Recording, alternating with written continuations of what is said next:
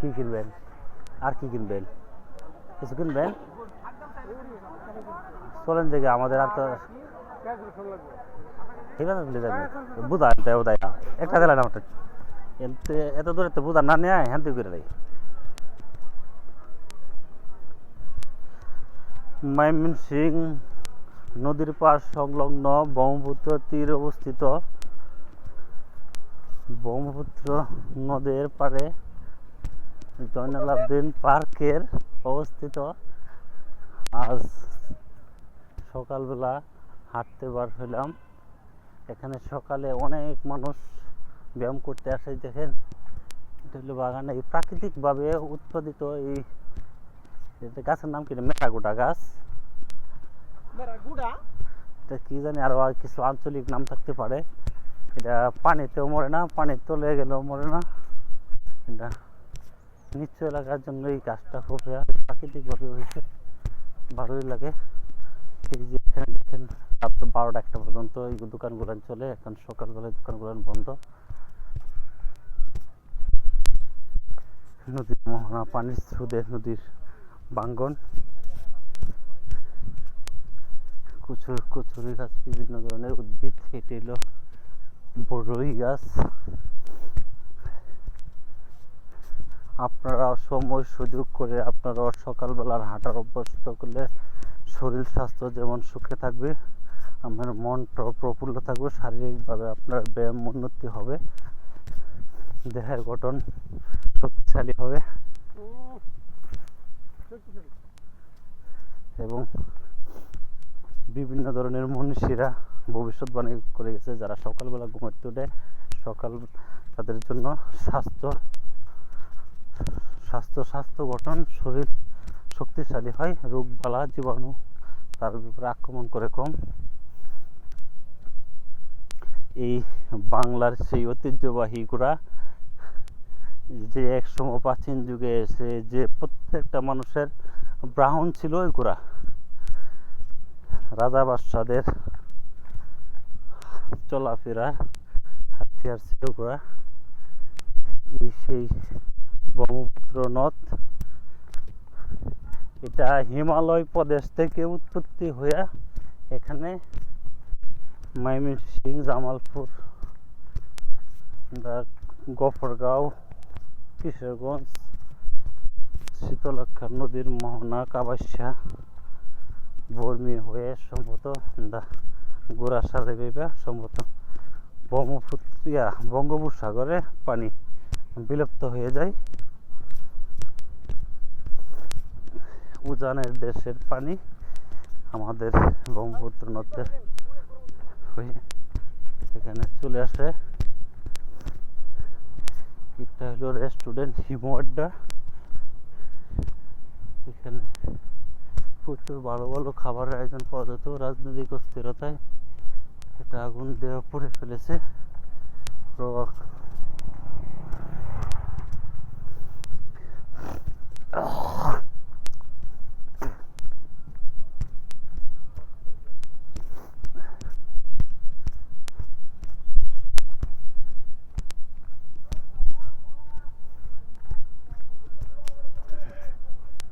এখানে বিভিন্ন এই যে সেই মোটা বালু নৌকা দিয়ে চলে আসছে পাহাড়ি বা ইন্ডিয়ার সীমান্তবর্তী এলাকা থেকে পাহাড়ি টলে চলে আসলে তারপরে এখানে মানে অনেকেই বিভিন্ন ফিলার বা মজবুত ফিলারের জন্য বিক্রি করে থাকে। একটি ভালো পত্রিকা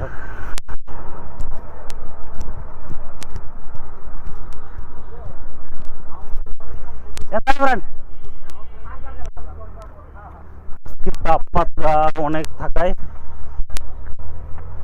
হাঁটতেও কষ্ট লাগতেছে। এই সেই ব্রহ্মপুত্র নদী, এখানে বালু উত্তোলন করতেছে এই জাহাজগুলোর মাধ্যমে, স্টিমারও বলে থাকে।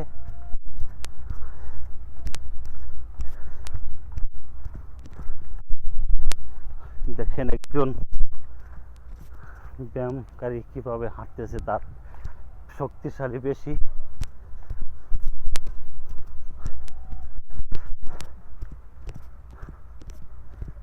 এ ভাই আমেদি এখানে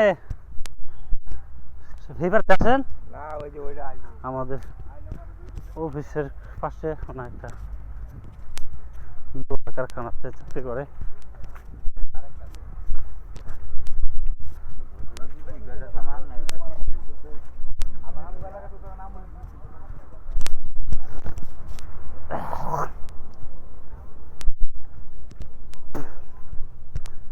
এই সেই সুন্দরী এই গাছটা কাঠ, লাল কাঠ, অনেকে রঙিন কাঠ বলে থাকে।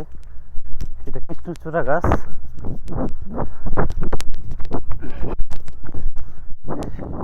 এখানে বাসা বাড়িতে সৌন্দর্য, বিভিন্ন ধরনের ভাস্কর্য। এই হোটেলের খাবারটা খুব সুন্দর, আমরা প্রায় এসে এই হোটেলে খাওয়া দাওয়া করি। এটা নামি দামি হোটেলও এত সুস্বাদু খাবার পাক করতে পারে না। এখানে অনেক গ্রাম বাংলার কিছু বাড়িঘর, মানুষের কষ্টের গড়া বাড়িঘর।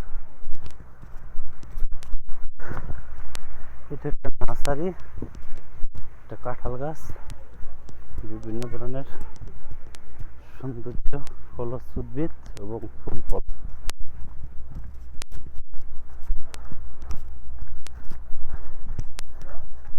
আমার সামনে একজন হেঁটে যাচ্ছে, ওনার রেগুলার ব্যায়াম করতে আসে, ওনার পেশি দেখেন কত সুন্দর। আমিও ওনার পাশে হাঁটতেছি, শক্তি শক্তি শক্তি অতিক্রম করে ওনার সাথে পাল্লা দিতে পারছি না, তার মানে বোঝা যাচ্ছে ওনার একজন রেগুলার সৈনিক, ব্যায়াম উদ্যোক্তা।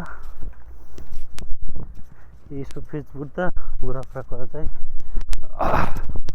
এটা সেই বিখ্যাত ধর্ম প্রচারক এবং গোরা পীর সাহেবের মাজার।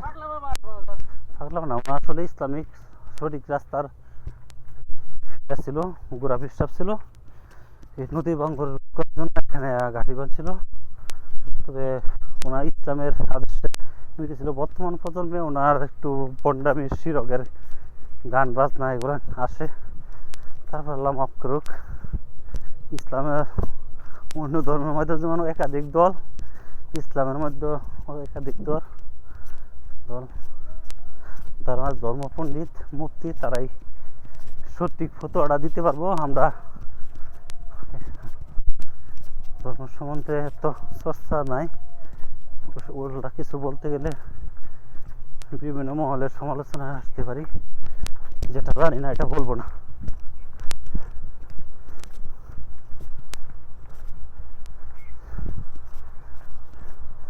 শহরের পানি নামতেছে যে কত প্রেসার দেখেন, গর্জন।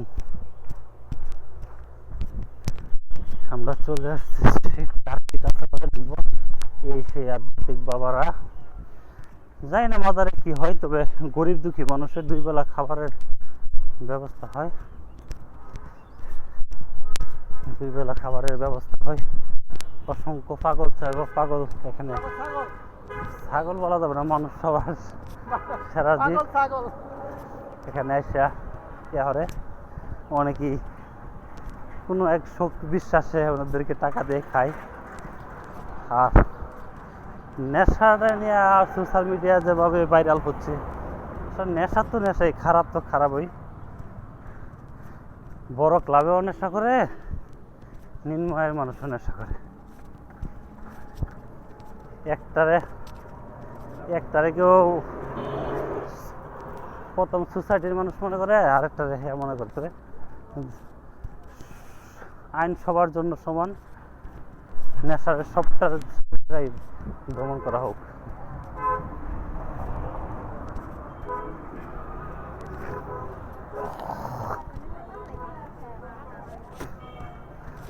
হিন্দু ধর্মাবলম্বীরা ফুল নিয়ে বসে আছে, যার যার ধর্মের কাছে যার যার মৃত্যুর ভয়ে সবাই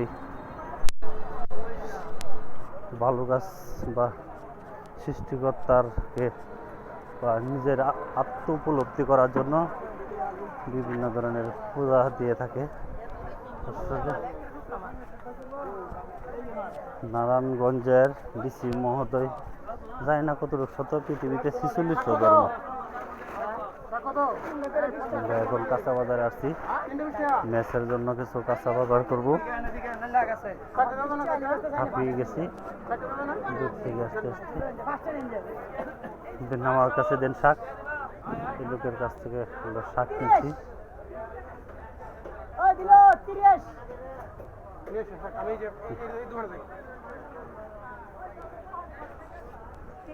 নাইলা শাক, বাংলার কে বলা হয় সোনালী হাঁস। যদি শাক হিসাবে না খাওয়া যেত তাহলে মনে হয় এই দেশ থেকে এটা বিলুপ্ত হয়ে গেল। এখন আর আগের মতো মানুষ পাড়ের উপরে নির্ভরশীল না।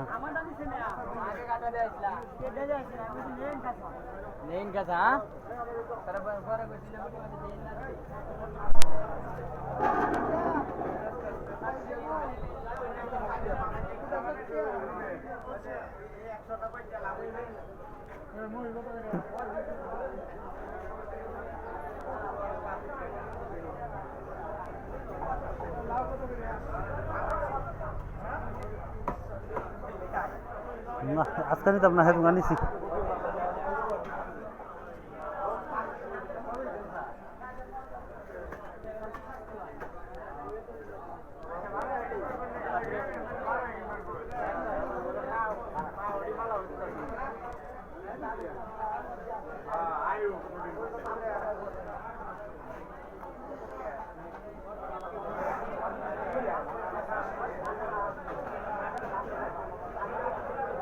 এটা কয় কেজি হইব বল? 8 কেজি কি মোহনগঞ্জের?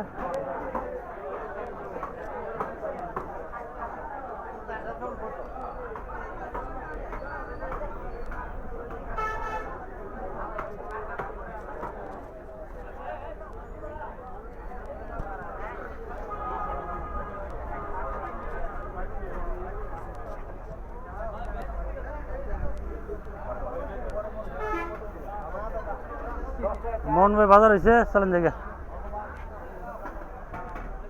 আর কত গরম লাগতেছে প্রচুর, আজকে তাপমাত্রা নেই কত।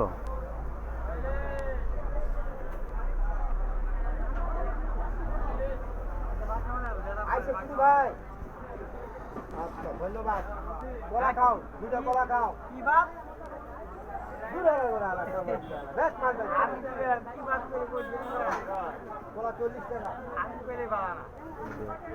ব্রহ্মপুত্র নগর পুরসভা মার্কেটের নিচে কাঁচা বাজার। এখানে সকালবেলা প্রচুর তাজা তাজা মাছ আসে, বিভিন্ন এলাকা থেকে আসে, তবে মোহনগঞ্জের মাছ বেশি করে।